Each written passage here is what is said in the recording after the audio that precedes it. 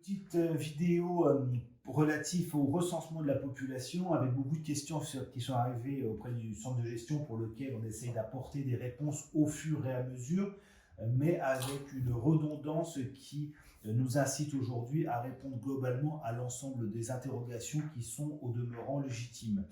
Malgré le fait que vous pouvez voir beaucoup de références juridiques, vous constaterez qu'il y a très peu de textes ou de dispositions normatives spécifiques pour les agents de recensement, ce qui signifie que ça va être de la construction juridique par rapport à des textes qui sont périphériques. On n'a aucun texte qui nous permet de définir clairement quel est le statut de l'agent recenseur selon ces différentes positions statutaires qu'il peut avoir par ailleurs, selon si c'est déjà un fonctionnaire, pas un fonctionnaire, si c'est dans la collectivité ou pas, ce qui signifie qu'il faut faire preuve à la fois de pragmatisme, mais également de simplicité pour pouvoir être efficace et efficient et mettre en corrélation l'enveloppe qui va être allouée par l'INSEE pour cette mission qui est faite en son nom et qui est vraiment très spécifique, et puis le modus operandi au niveau contractuel.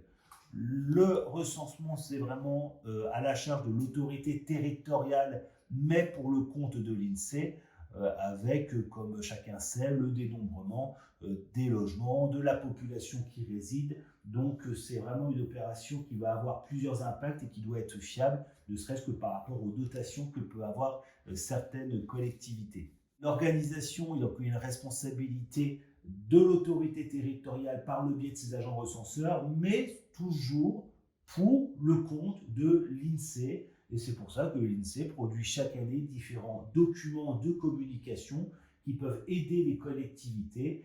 Et le centre de gestion n'arrive qu'en accompagnement des préconisations de l'INSEE là-dessus. Donc on n'a pas véritablement à notre niveau notre mot à dire, on a juste un conseil à formuler, notamment par rapport aux textes qui régissent l'ensemble du Code général de la fonction publique. L'État verse une dotation aux collectivités que chacun gère librement. Donc une fois que la commune a sa dotation INSEE, après le reste dépend un petit peu de la volonté de chacun. Et c'est en fonction de la volonté de l'autorité territoriale que le centre de gestion va pouvoir accompagner selon ce que souhaite la collectivité. La première des choses à avoir, c'est vraiment avoir le coordonnateur communal qui est désigné par délibération, qui est l'autorité exécutive, donc principalement le maire de la commune ou tout autre élu local ou tout autre agent communal ou intercommunal. Ça va être la personne qui va être référente pour l'INSEE, vraiment le coordonnateur qui va être responsable de la fiabilité des éléments qui seront détenus par le biais de ce recensement. Donc le coordonnateur communal est nommé par arrêté suite à la délibération du conseil, notamment fixant l'enveloppe. Il a une formation obligatoire par l'INSEE. Et puis au niveau de sa rémunération, si c'est un élu, ce sera par le biais d'un remboursement de frais. Et puis si c'est un agent, là on va avoir plusieurs possibilités selon son statut et selon le souhait de chaque collectivité par rapport au principe de libre administration. Et c'est à ce titre-là qu'on va indiquer les missions de l'agent recenseur, mais également la façon dont il va pouvoir être recruté et donc au final être rémunéré. Voyons le rôle des agents recenseurs. Les agents recenseurs effectuent les enquêtes de recensement. L'INSEE recommande à ce titre un agent recenseur par tranche de 200 à 250 logements recensés dans les communes de moins de 10 000 habitants et un agent recenseur par tranche maximum de 200 logements dans les communes de plus de 10 000 habitants. Comme l'a dit Aurélien tout à l'heure, aucun texte réglementaire ne précise le statut des agents recenseurs. Donc à ce titre, pour l'exercice de leur mission de recensement, la collectivité a plusieurs possibilités, l'important étant de se conformer à la réglementation existante. La collectivité peut recruter tout agent désigné dans l'effectif de son personnel ou bien un agent externe à la collectivité. Les agents recenseurs peuvent ainsi, au choix de la commune, être recrutés temporairement pour les besoins de l'enquête de recensement ou bien être désigné parmi les effectifs du personnel. Voyons d'abord un agent qui fait partie des effectifs. Si l'agent recenseur est un agent de la commune, il doit être désigné par un arrêté de l'autorité territoriale. Affecté à cette tâche en interne, il peut soit être déchargé d'une partie de ses fonctions et bien sûr garder sa rémunération habituelle, soit bénéficier du paiement d'heures complémentaires ou supplémentaires, IHTS, soit percevoir une augmentation ponctuelle de son régime indemnitaire, IFSE ou CIA, en contrepartie du temps passé aux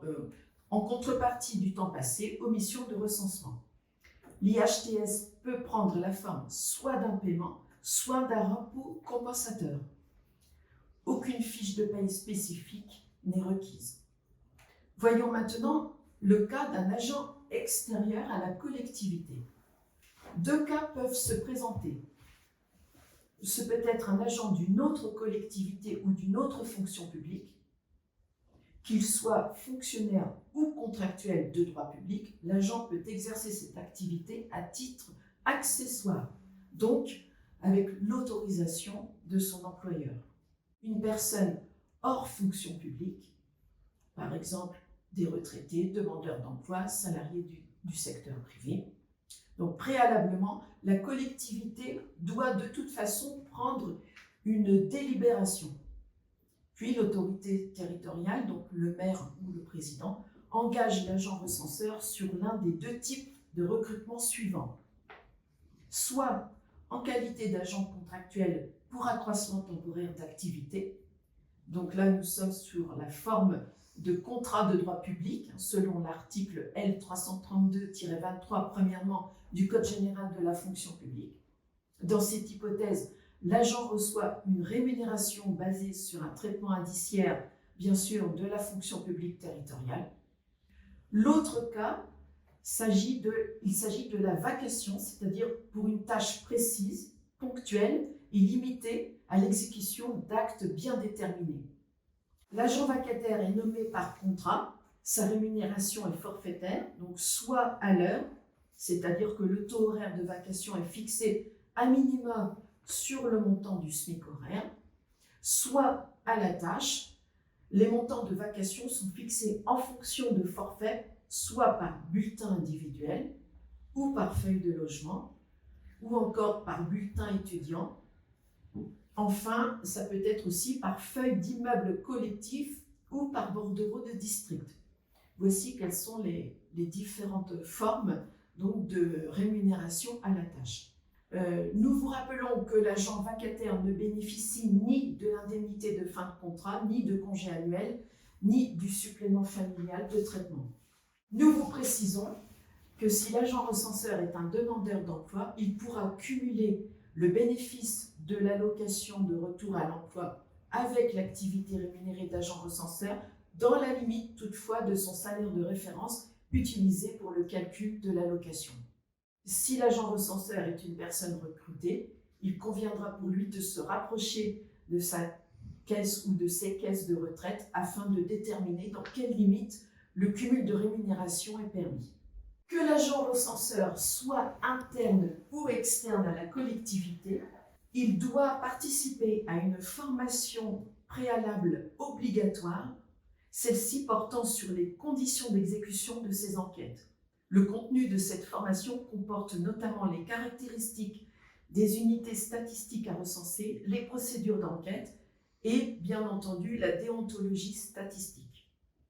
À l'issue de cette formation, le maire atteste que chacune des personnes concernées a bien participé à cette formation. Les journées de formation sont rémunérées. L'agent recenseur peut aussi prétendre à bénéficier de frais de déplacement lors de ses enquêtes, selon les modalités fixées préalablement par délibération du Conseil. Qui ne peut pas être agent recenseur? Les élus de la commune, maire, adjoint ou conseiller, en raison des règles d'inéligibilité, les personnes en congé parental ou en disponibilité pour élever un enfant, Les agents publics à temps partiel, y compris ceux en retraite progressive, et ce, quelle que soit la fonction publique. Pour résumer, les agents recenseurs peuvent être un agent externe à la collectivité sous les différentes formes de recrutement, c'est-à-dire soit en accroissement temporaire, soit à la vacation, ou bien un agent qui fait partie des effectifs et désigné par arrêté de l'autorité territoriale.